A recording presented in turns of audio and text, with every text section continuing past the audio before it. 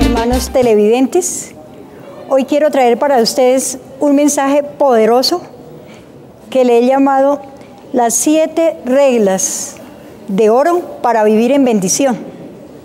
Yo quiero hablarles de la primera: dejar el pecado. No se les olvide, es una regla fundamental para poder mantenernos en bendición.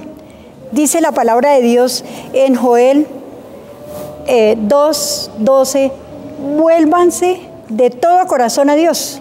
De todo corazón es tener un corazón limpio, es renunciar a aquello que nos tiene atados, a cualquier pecado, a cualquier cosa que nos impide prosperar espiritualmente, que nos impide ser bendecidos.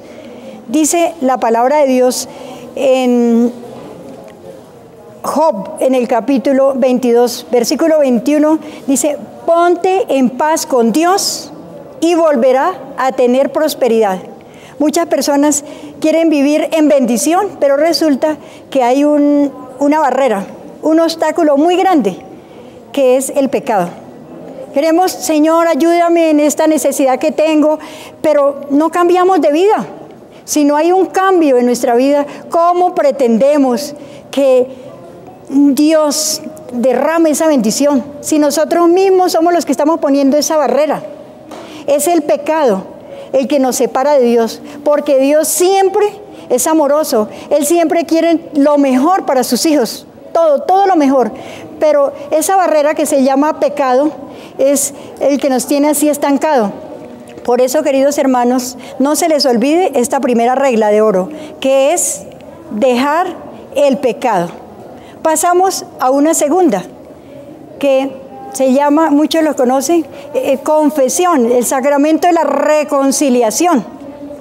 Nosotros debemos reconciliarnos con Dios. Él es todo amor.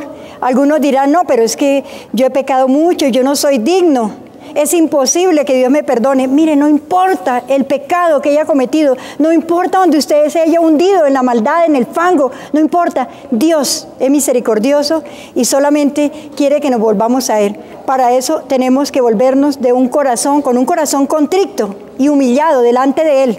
Reconocer que sintamos dolor cuando vayamos a la reconciliación, allí al sacramento, que sintamos dolor en nuestro corazón, porque si no sentimos dolor, eso no es una verdadera confesión, porque cuando yo siento dolor, eso significa que ya he renunciado, he tomado la decisión por lo menos de renunciar a ese pecado. Y allí Jesús está en este sacramento de la reconciliación. Es el mismo Jesús que nos espera y que nos escucha. Pues algunos dicen: no, pero es que no tengo necesidad de ir a un sacerdote, yo mismo le digo al Señor: perdóname. Hermanos, es que esto es una gracia, este sacramento es una gracia donde Dios hace presencia. No importa que el sacerdote sea pecador, porque no vamos a juzgar a la persona. Vamos a sentir que Jesús está allí esperándonos. ¿Para qué? Para romper esas ataduras.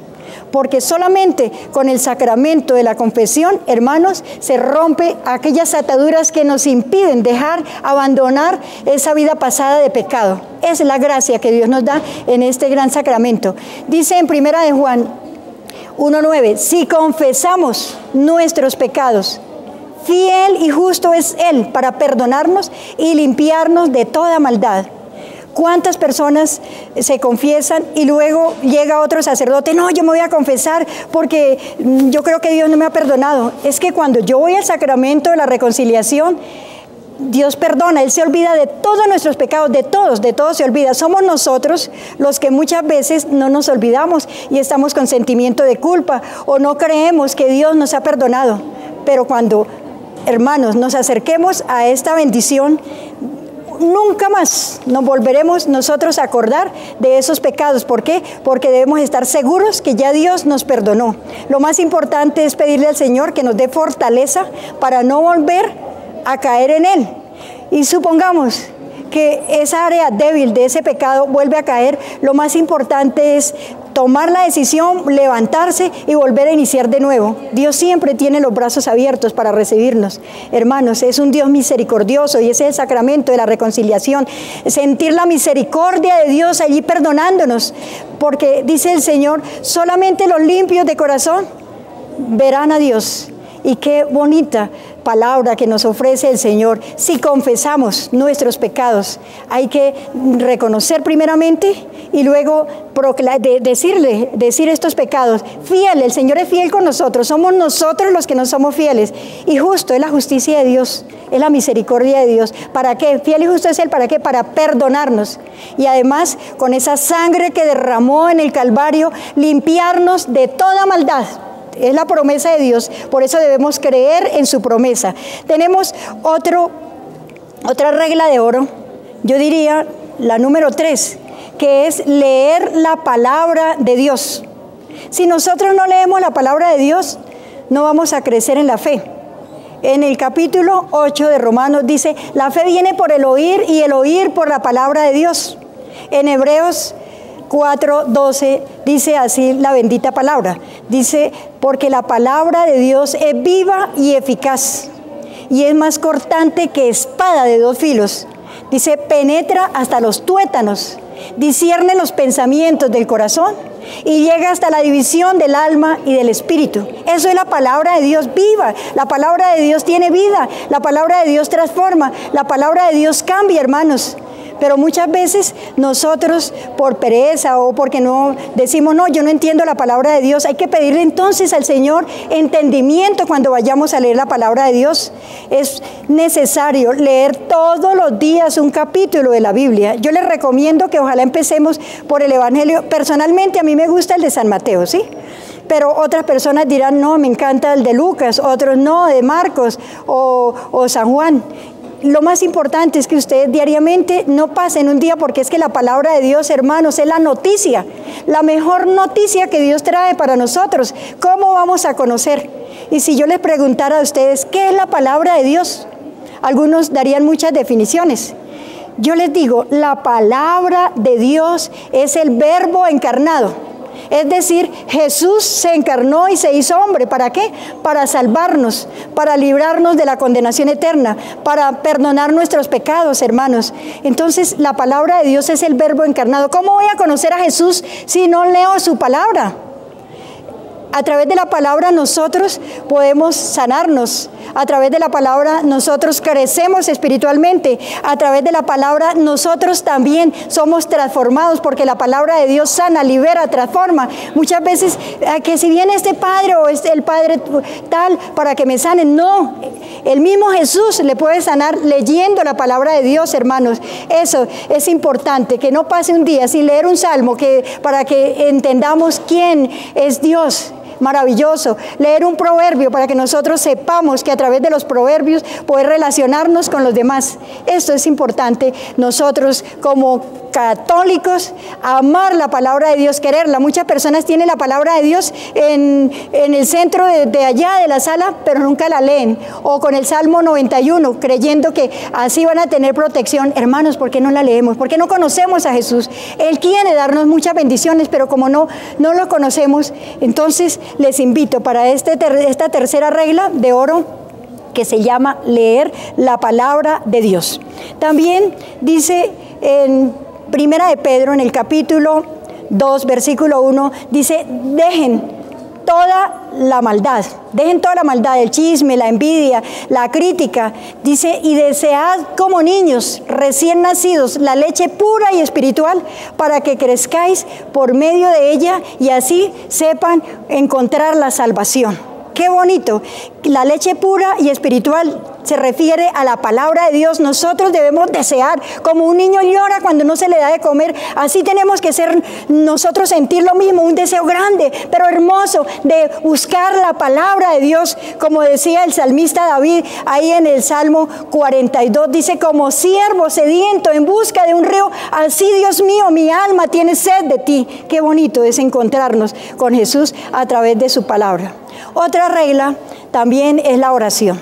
El mismo Jesús allí en el huerto le dice a los apóstoles, oren. Y se va Jesús y llega Jesús y los encuentra dormidos. Y el Señor le dice, oh, velad y orad para no caer en tentación. ¿Por qué? Porque el espíritu está presto, pero la carne es débil. Y llega por tercera vez Jesús y nuevamente los encuentra dormidos. Hermanos, el Señor quería enseñarnos también que nosotros debemos estar velando en la oración, porque es que la oración es la vitamina para nosotros poder estar bien fuertes y crecer espiritualmente. Pero si no llevamos vida de oración, el mismo Jesús en Lucas, en el capítulo 1 de Marcos, el versículo 31, dice así la palabra de Dios: y siendo aún de mañana, muy oscuro, Jesús se fue a un lugar desierto a orar. Hermanos, ese desierto es un lugar donde nadie nos atormente. Desconectarnos con el televisor, desconectarnos con el internet, desconectarnos con todo lo que nos rodea y cerrar la puerta. Como dice el Señor, cuando vayan a orar, entra a tu aposento, cierra la puerta y allí en los secretos se encontrará con Dios. Muchas veces nosotros puede pasar un día y no hemos tenido un encuentro con Dios. ¿Por qué? Porque la oración a veces la hacemos con mucha distracción. Y eso no es encuentro con Dios, eso no es oración. Por eso nos mantenemos como creyentes débiles y a toda hora vivimos en preocupación, en angustia. Tenemos cualquier problema y no somos capaces nosotros de gozarnos en medio de la dificultad, como lo hacía Pablo estando en la cárcel.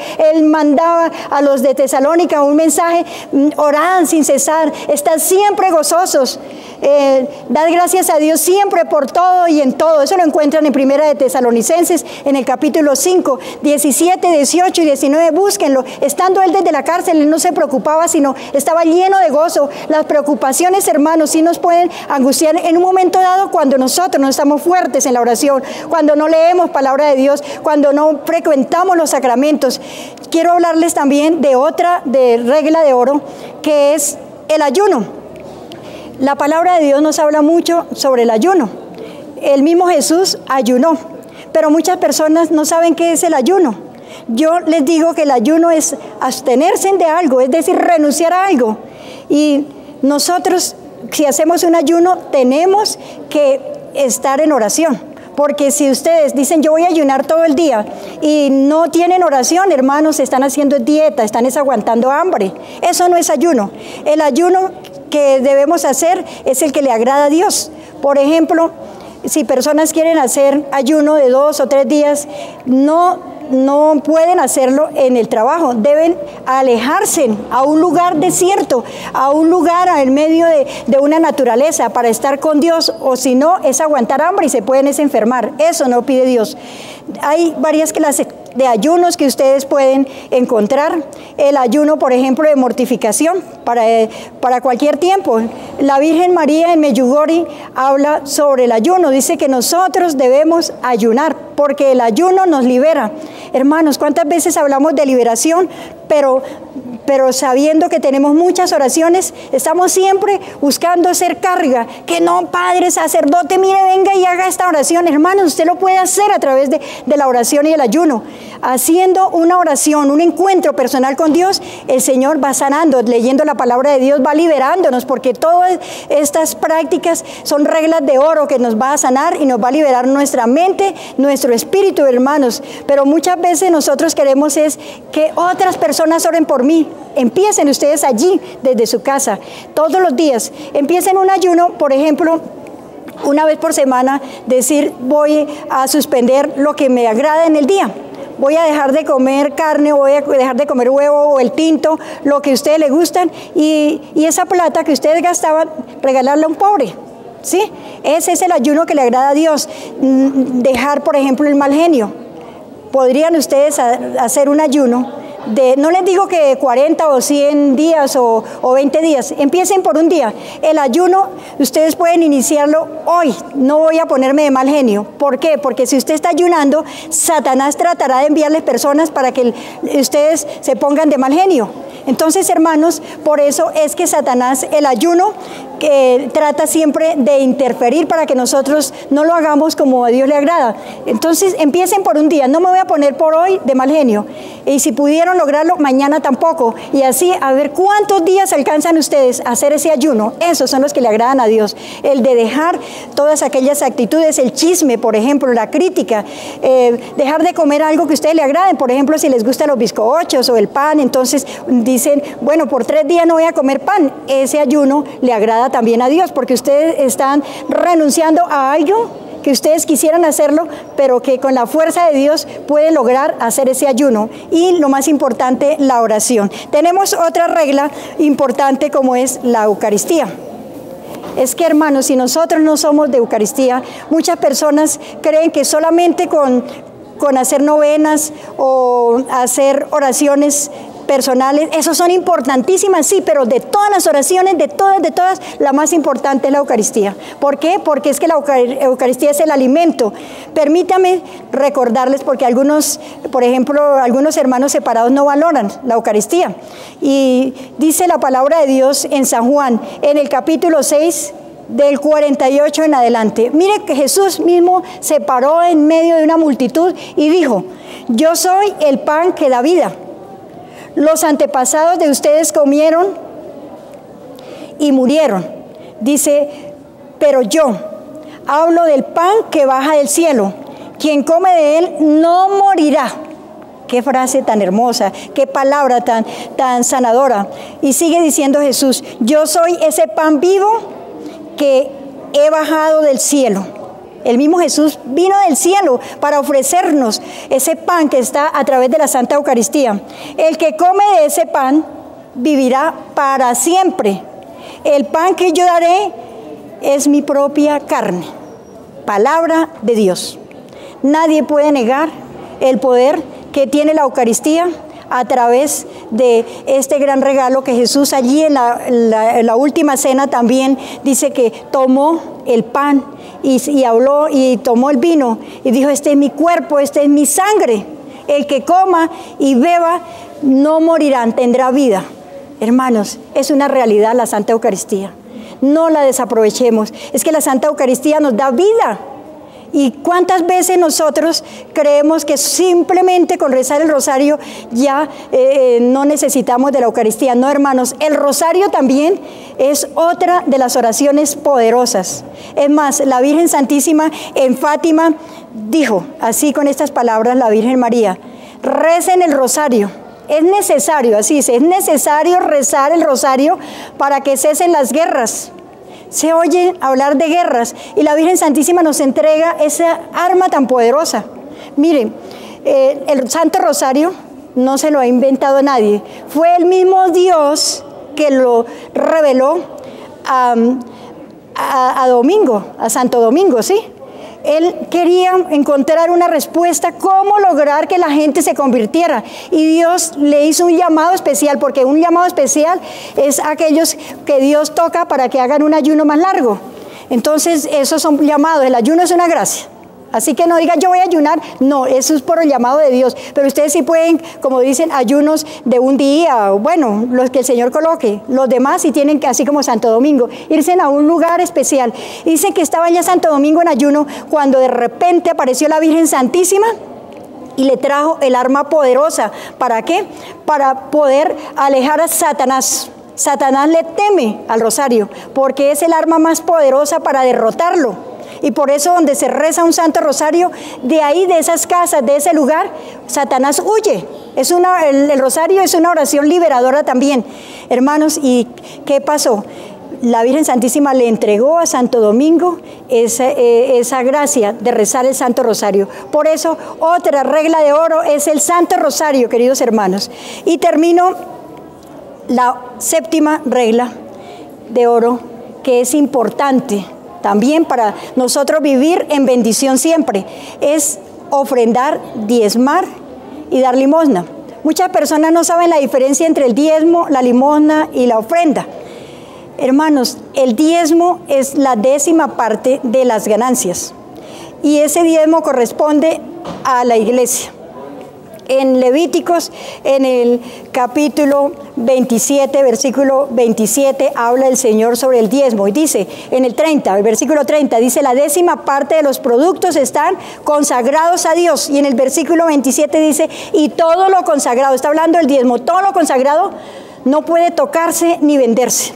Es decir, el diezmo está consagrado a Dios y nosotros muchas veces disponemos del diezmo y estamos robando las bendiciones que nos corresponden, porque Dios bendice al que es generoso, al que diezma, trae una bendición grandísima, es más la protección. En Malaquías encontramos también, como dice el Señor, ¿robará el hombre a Dios? Pues vosotros, toda la nación entera me habéis robado en los diezmos y las ofrendas, pero el Señor dice, traigan los diezmos al tesoro del templo. Muchas personas confunden que el diezmo es para de pronto un sobrino que está en mala condición. Eso se llama obra de caridad.